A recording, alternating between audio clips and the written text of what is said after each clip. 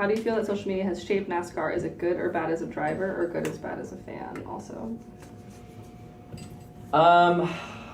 Well, so our entire business model is supported by corporate support. So as is almost everybody. Yeah, I guess that's true.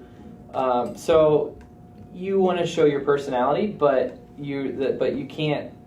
It's easy to second guess your personality if, like, well, what if I have a sponsor that isn't going to like Actually, this? To your point, it's even further, right? Like, football player shows his full personality. Right. Well, and actually, actually, contract.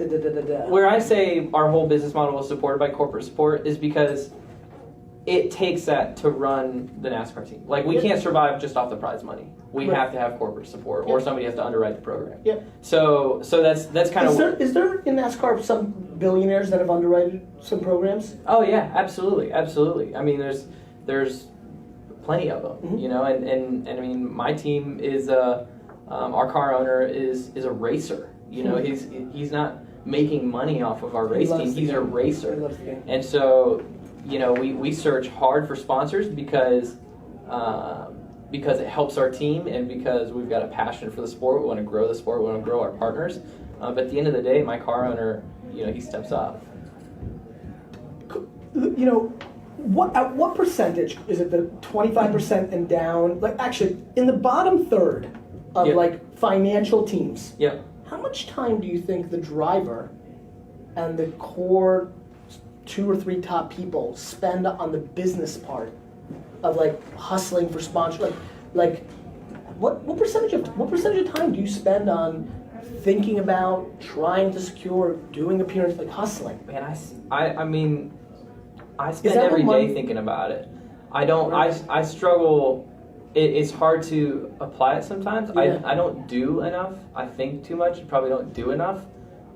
I travel Thursday to Sunday, so by the time can sit down in my office, can actually act on thoughts, and can do things, I'm on a plane and head to the racetrack where I have to focus on the race car. Right. So there's definitely a struggle of balance and executing.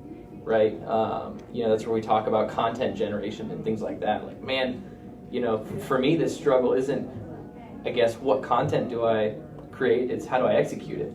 How when a driver wins a big race that's a bottom 20% financial, how rare is that?